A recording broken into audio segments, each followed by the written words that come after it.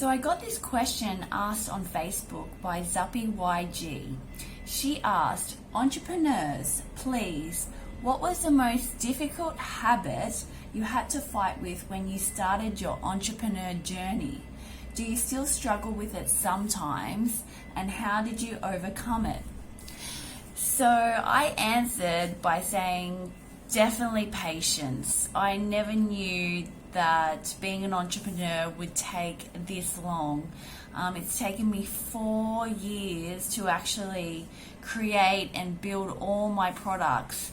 And 2020 was the year where I could actually step out into the world and share it with the rest of the world. But then COVID-19 happened and everyone's stuck indoors and not traveling.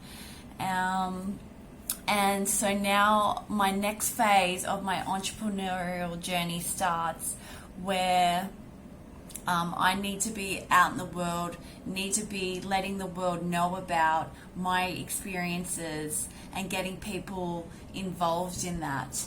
And so the second part to this question is, how did you overcome it? I'd have to say, being part of a team, I wouldn't have been able to do this by myself. I've had the support of my husband the whole time, and he's been my business coach. The other thing would be, we moved from Australia to live in Sri Lanka to start my company, and I know now that I would never have been able to do this by living in Australia.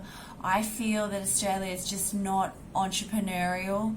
It's not in our culture to be entrepreneurial, and I had to get away from that culture and really be in a culture where I could go within and keep building and building and building each experience that I wanted to share with the world.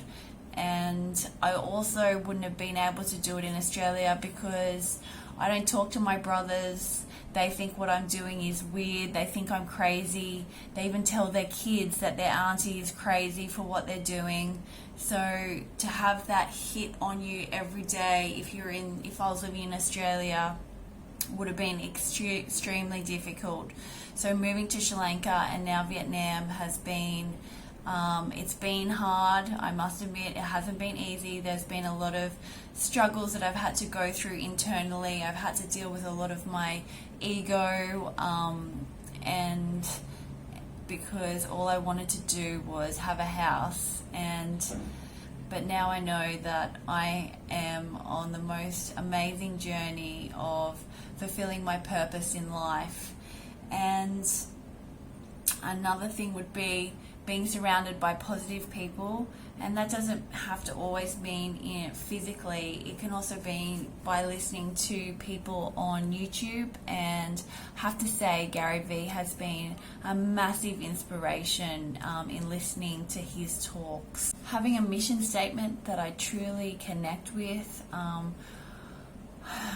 Early on my entrepreneur journey, I came across Guy Kawasaki, and he told me the importance of creating that mission statement. And so I've always had the mission statement to help girls around the world love the game inside themselves, which is their soul, their spirit, their authenticity, their truth, their beauty, their wisdom, by loving the energies of their menstrual cycle.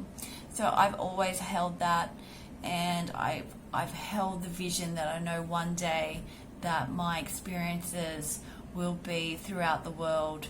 And I also know that there's no alternative to going back. There's no alternative to going back to the mainstream, back to a 9-to-5 job, back to a meaningless job. This is why I have to hold this vision and keep focusing on being patient, and every day build one thing at a time.